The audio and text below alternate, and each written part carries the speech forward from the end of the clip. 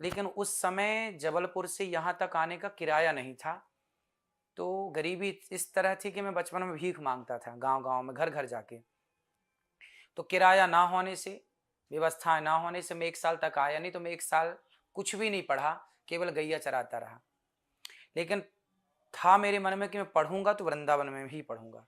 फिर मैं वृंदावन 2006 17 जुलाई 2006 में मैं आया। जी। और जब यहाँ आया तो मैंने वृंदावन में पढ़ाई स्टार्ट की।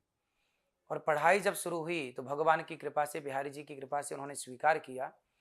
और गुरुजनों के आशीर्वाद से फिर धीरे धीरे कुछ बात समझ में आई भागवत जी की। और धीरे धीरे पढ़ते पढ़ते फिर आप सबकी सेवा में लगे। तो ये पढ़ाई चलती ही आ रही है अभी तक। तो अभी भी अध्ययन आपका अनवरत जारी है। हाँ। लेकिन गुरुदेव ये बताइए कि जैसे आपने बताया कि आप आपको जो है मतलब गाय चराने जाते थे, गीता लेके जाते थे, कथा सुनाते थे, गाय सुनती थी, लोग नहीं होते थे, लेकिन ये एक प्रेरणा है मतलब आपको पिताजी से मिली होगी। जैसे जैसे आप बड़े हुए, आपको समझ आई, तो आपको लगा कि नहीं मुझे अब यही काम शुरू करना है, यही काम करना है, लोगों को कथा ही सुनानी है, हाँ। धर्म के मार्ग पे ही लेके जाना है। ये मेरा आपका इसका एहसास कब हुआ आपको? नहीं, ये तो हम्म। देखिए जब मैं वृंदावन आया ना, हम्म।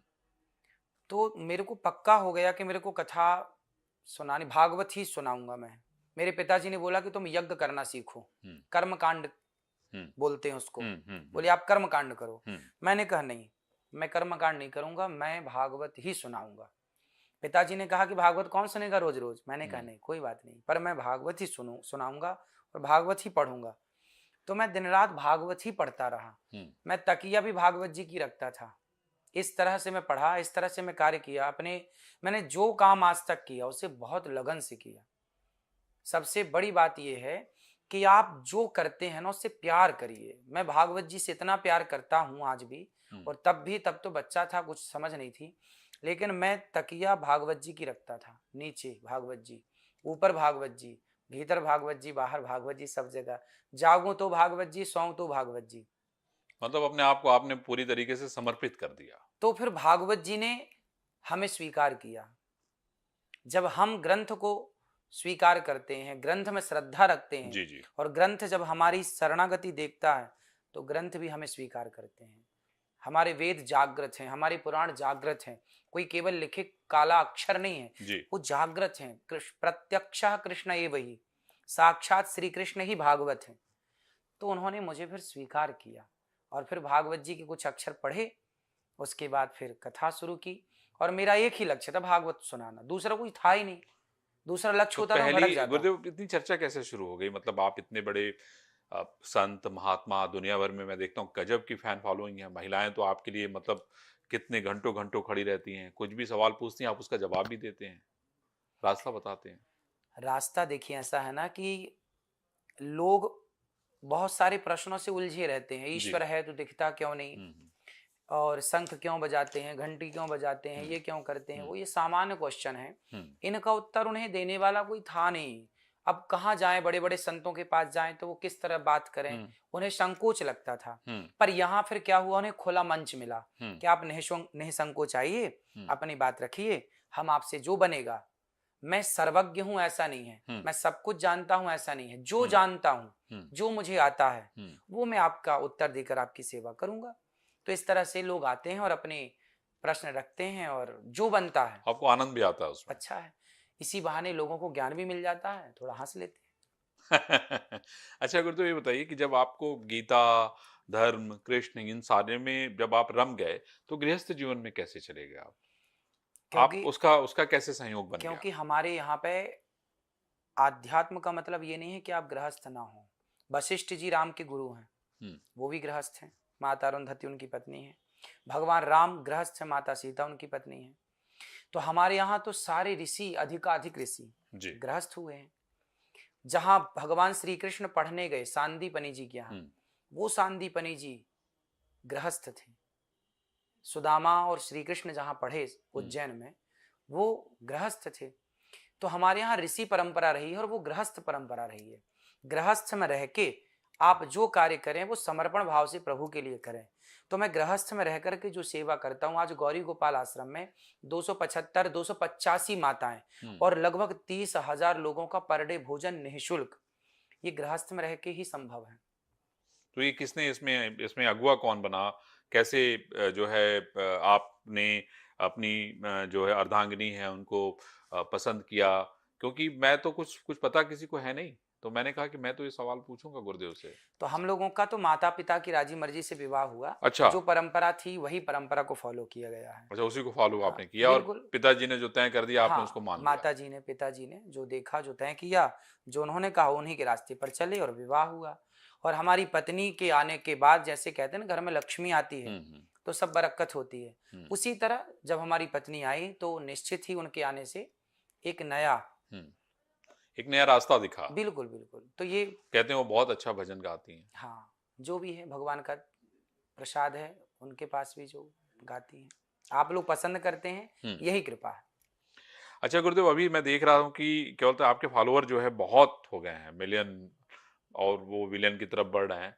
तो ये सारी चीज़ें, ये टेक्नीक इतनी सारी आपने चीज़ें जो अब हो रही हैं जिससे आपकी लोकप्रियता लगातार बढ़ रही है। तो ये सारी चीज़ें कैसे ऑर्गेनाइज़ किया आपने?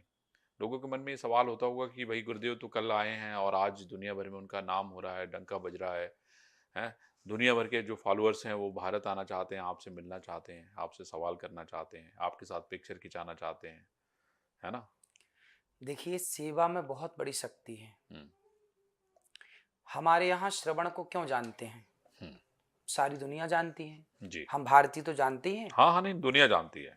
और श्रवण को क्यों जानते हैं? हुँ, श्रवण जैसे पुत्रों के बल पर ही इस देश का नाम विश्वगुरु हुआ। हुँ, हम विश्वगुरु क्यों बने?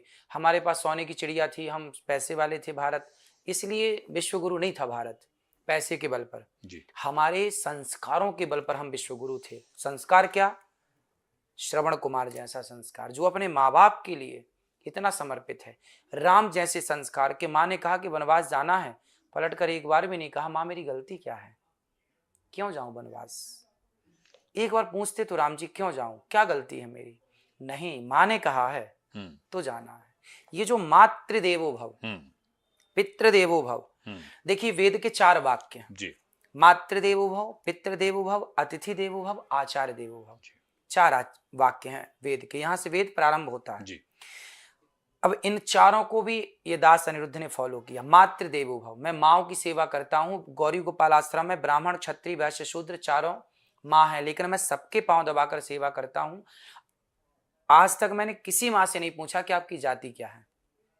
मातृदेवो भव, हुँ, पितृदेवो भव, मेरे पिता तुल्य संत जो फुटपाथ पर सोते हैं, उन संतों को भरपेट भोजन मिलता है गौरी गोपाल में, और उन संतों के लिए एक संत निवास बनाने जा रहे हैं। तीसरा, अतिथि देवो भव, गौरी गोपाल आश्रम में जितने आते हैं सब भक्तों को पेट भर भोजन, दाल चावल सब्जी रोटी फ्री में। पूरे विश्व की, पूरे भारत की सबसे बड़ी रसोइयों में 5वें नंबर की रसोई है गौरी गोपाल जी की रसोई, क्या आप बात चेक करिएगा। क्या बात! अतिथि देवो भव।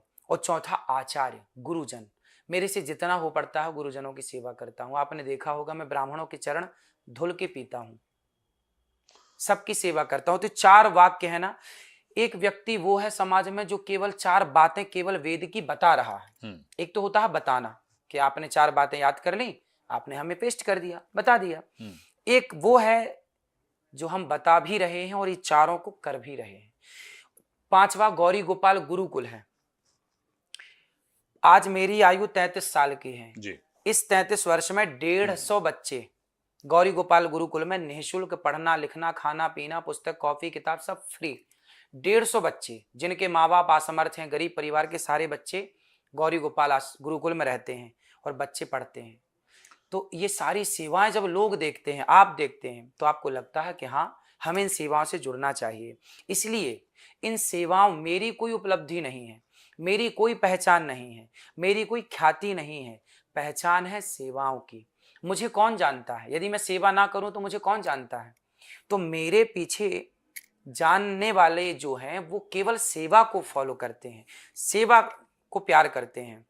तो बस ये सेवा इन हाथों से हो रही है तो लोग आते हैं दर्शन। उसी उसी का सुख है। ये सेवा, इसलिए कहते हैं करोगे सेवा, पुरानी कहावत है, जी, करोगे सेवा तो मिलेगी मेवा, एकदम सही कहा है आपने। ना। तो जो सेवा करेगा मेवा मिलेगी। गुरुदेव मेरे मन में एक और सवाल है भी, रिपोर्ट्स बहुत सारी आप भी पढ़ते होंगे, मैं भी आपसे पूछना चाहता हूँ कि लगातार हिंदुओं की आबादी कम हो रही है, इसको लेके बड़ी चर्चा चल रही है और ये भी कहा जा रहा है कि मुसलमानों की आबादी लगातार बढ़ रही है। आपको क्या लगता है कि आज अभी बांग्लादेश में जो इंसिडेंट हुआ, अगर आप उसको देखें वहाँ पे जो हालात हैं वो बहुत बुरे हैं, पाकिस्तान में भी हिंदुओं के हालात बहुत अच्छे नहीं हैं, भारत में बहुत बहुसंख्यक मुसलमान हैं। मेरा सवाल आपसे ये है कि इस तरह की चीजें या रिपोर्ट्स जब पढ़ते हैं तो आपके मन में क्या आता है? देखिए, सरकार बहुत लेट हो गई। हम्म, मोदी जी जब आए सत्ता में, पहली बार आए चलो कोई बात नहीं, जब सेकंड बार आए तो मोदी जी को जनसंख्या नियंत्रण कानून दूसरी बार की सत्ता में लागू कर देना चाहिए था, पर अभी तीसरी सत्ता पे भी कोई सुध बुध नहीं है। ये बड़ी विडंबना है और चिंता का विषय है। भाई, एक घर है, जैसे ये कमरा है, अब इस कमरे की तो एक क्षमता है ना कि इसमें 10 लोग आएंगे या 15 लोग आएंगे, और लोग हैं तो 18 लोग आ जाएंगे, 40 तो नहीं आ सकते ना, टूट जाएगा, ये बैठ जाएगा। एक क्षमता होती है हर चीज। इसी प्रकार ये देश है, इस देश की भी अपनी एक क्षमता है, यहाँ की नदियों की भी एक क्षमता है, यहाँ के वातावरण जंगलों की भी एक क्षमता है जी। तो अब उस क्षमता से अधिक यदि आप संख्या बना लेंगे तो कहीं ना कहीं वो आपको हानि तो पहुंचाएगी। इसलिए राजा का धर्म है कि वो राजा ये नियम बनाए कि भाई अभी संख्या पर्याप्त है तो अभी बस करो, अभी 1 बहुत है, 2 बहुत है, बस 10 पे मत जाओ। तो आपको क्या लगता है गुरुदेव कि एक तो ये तो कानून जो है लागू करना चाहिए सरकार को, लेकिन आपके हिसाब से मतलब किस तरह का, मतलब सख्त नियम बनाना चाहिए, क्या करना चाहिए? आपके कुछ सुझाव हैं क्या भाई उसको लेके? सुझाव तो हमारे यही हैं कि जनसंख्या नियंत्रण कानून बनाया जाए हम्म, और जिनके 2 से अधिक बच्चे हों उनको कोई भी सुविधा, सरकारी वोट डालने का भी अधिकार छीन लिया जाए। यदि आपके वो बच्चे किसी के भी हों, किसी के, हिंदू हो, मुस्लिम हो, सिख हो, ईसाई हो, हम्म, सब सबके ऊपर ही लागू होना चाहिए। सबके ऊपर लागू हो कि भाई आपको 2